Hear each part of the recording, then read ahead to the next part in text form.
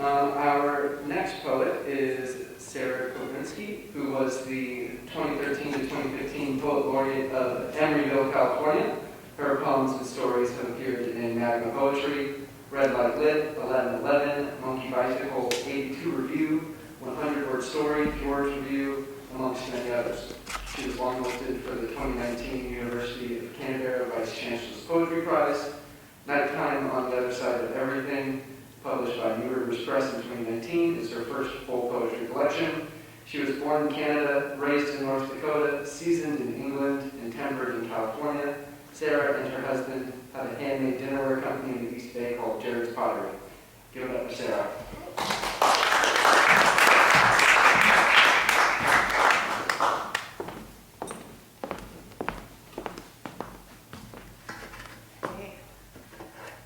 Thank you, Christian, and thank you, Patagonia, and thank you, Prison Activist Resource Network. My aunt works in the penal system in Canada. Oh, microphone. And she does a lot of restorative justice work, so I'm really pleased that we're doing this in support of that organization this evening. I'm a big fan of interactive poetry readings, so for this first poem, and you only have one chance, so don't miss it, my point to you, I want you to say, "What an asshole!" Okay? Or you can say any name that's like 2 syllables. And so on the count of 3, 1, 2, 3. What an asshole! Okay, thank you. So this first poem is called Safety Cone. Let's practice one more time. What an asshole! On rainy days, all I can see is orange. The neighbor puts a safety cone on the street in front of his house before he goes to work to stake his claim, so no one else will park there. What an asshole! When he isn't looking, I move the cone and park there anyway. It's our daily dance, a battle for resources. This holy color, this bright orange of a Swami's robe or a prisoner's jumpsuit, both of which, by the way, live very ordered days, one by choice, the other by consequence. So tell me, in this instance, between the neighbor and myself, who is the sinner and who is the saint?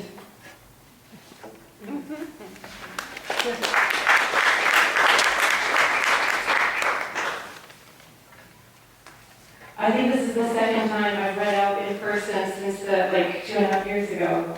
Yeah. It feels very weird. So this is a poem called Phantom Letdown. So raise your hand if you've ever breastfed. And when you let down, your milk comes in. And decades later, well, not decades, my son's 11 years, but still, if I see something traumatic, I get a tingling. Like where my milk coming in. So this is called Phantom Letdown. And it begins with a little quote I saw on a sign at a protest in honor of George Floyd. All mamas were summoned when he cried out for his mama. Hold on a second, I dropped the other half of the poem. Speaking of not reading in person in ages. Tip the microphone down a little because it's distorting your voice. Is it distorting the voice? Yes.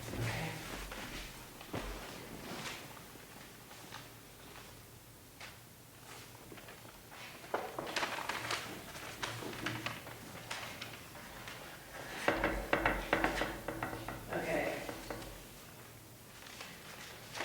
All mamas were summoned when he cried out for his mama.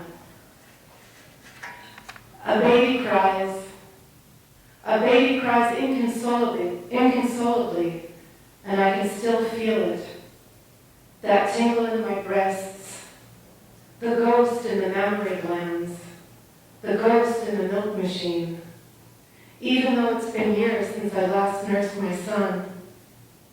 We are hardwired to give comfort. We are hardwired to feed. It doesn't take much.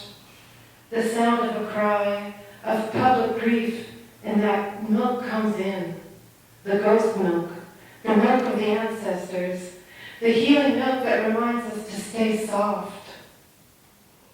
And this is how sorrow is passed on.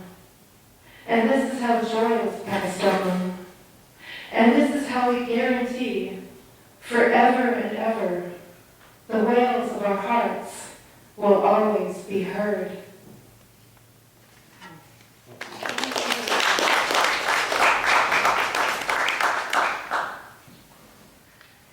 So carrying on with the milk theme, this is a poem called Milkman, and it's in my book, Nighttime on the Other Side of Everything. There is a white man in white clothes who drives a white van from house to White House, each decently apart with a perfect white fence. He delivers the milk, the fresh white milk, then takes the empties away. Did he sleep with your mother? Did he sleep with my mother? Does he look like me? He is full of milk, creamy white milk, fresh from the parish condensery. His teeth are white, reflective white, the better to see yourself in me. And all the white ladies look out their white veiled windows at the white man entering all the other white houses. Hotly they blush before turning green. White trousers down around white skinny ankles, white knuckle coupling on white formica tables, where later they will feed their husbands little white lies. Then the white man drives away in his milky white van to the next cul-de-sac on the other side of town. His job here is done. Everyone has what they need. Did he sleep with your mother? Does he look like me?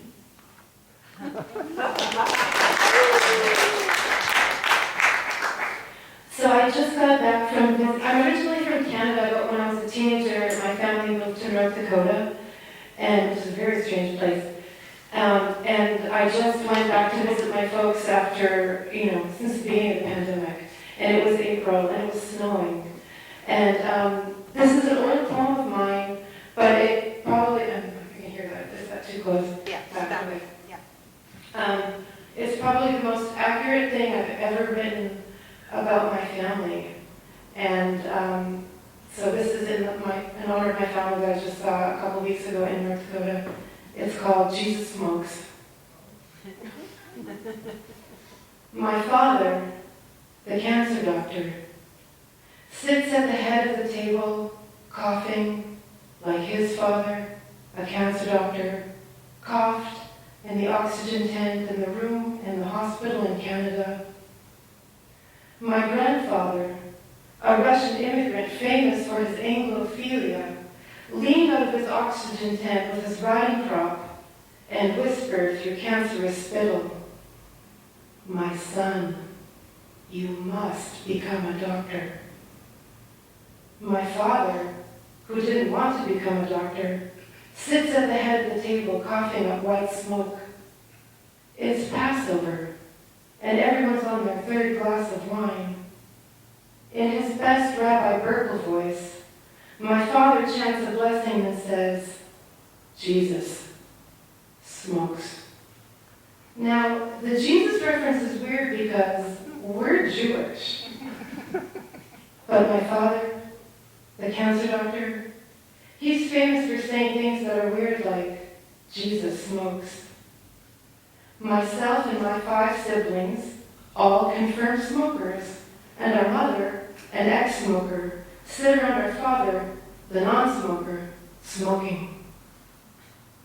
Our father, the cancer doctor, who likes to be referred to as the blood count, clears his throat and looks upon our ashen faces. Just as Jesus died for the people's sins, I cough for my children's smoke. Jesus smokes. Our father, the Jewish doctor, sits at the head of the table and chants another blessing. My children you must never become doctors.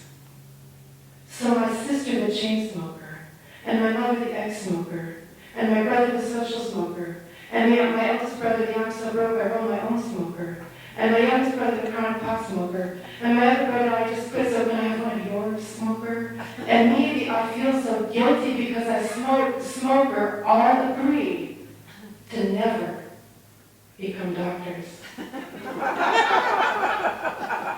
Our father, the would-be witch doctor, sits at the head of the table and instructs us in his bathrobe to pour the 4th glass of wine. Blessed are you, ruler of the universe, who doctored the fruit of the vine. And for a moment, none of us are smoking. Elijah's wind moves through the room, and everything is silent. Our father, the cancer doctor, sits at the head of the table, laughing like his father, the cancer doctor, laughed when he heard the news he was going to have a son who might, God willing, be a doctor someday. Jesus smokes.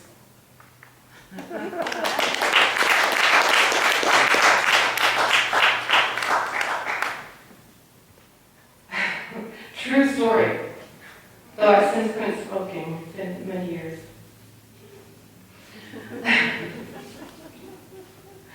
I never come to the West Bay anymore, and one of the last times I was here, I went to see My Fair Lady, the musical, and I happened to have a My Fair Lady poem in here, and it's sort of reverse Pygmalion.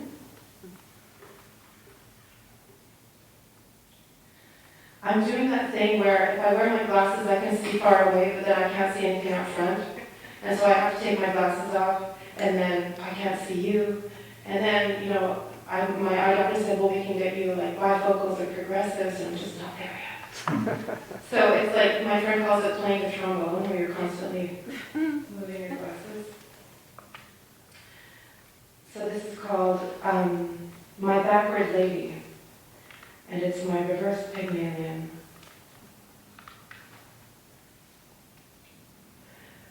Remove her dainty tea gloves, her handbag and her hat. Take away her underthings, bloomers, slips, sundry whatnots. Deepen the lines in her aging face. Stain her teeth a feral yellow. Play her your gramophone to rough the edges of her words. Make her repeat, fuck, until it comes out of her naturally. Not at will, but beyond will. Instinctive and necessary as breath. Watch her hair grow wild and grizzly. Desiccate her lips in the tracks of her skin. Steal her from the ladies' lunch and drop her at the bar. Let the drinking begin here, early.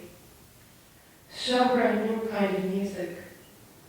Lead her downtown where sirens sing the arias in the streets. Teach her to stumble on sharp stiletto heels. Let her trip until she stays down, so deliciously low, so horribly dirty, the angels would weep for her. Cold face, cold hands, cold feet. Oh, wouldn't it be lovely? Wouldn't it?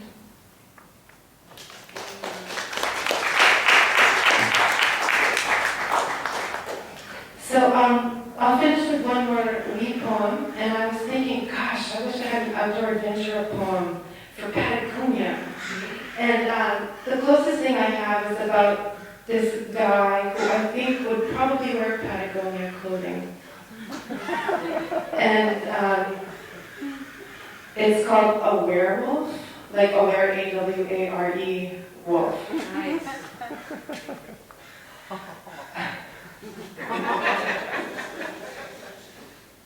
Let's call him Phil.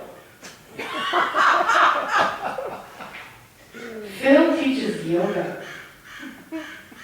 All the students say, "My, what tight yoga pants you have." The better to do downward dog, he bows with his paws in prayer. He goes to the farmer's market to get groceries for the week. All the vendors say, "Gee, what sharp teeth you have." The better to eat locally sourced grass-fed organic meat, he says. In the evening, he sits in the park to watch his predatory thoughts, to watch the sun go down. All the people say, "Phil, what still haunches you have?" The better to do nothing with. Thank you. Yes.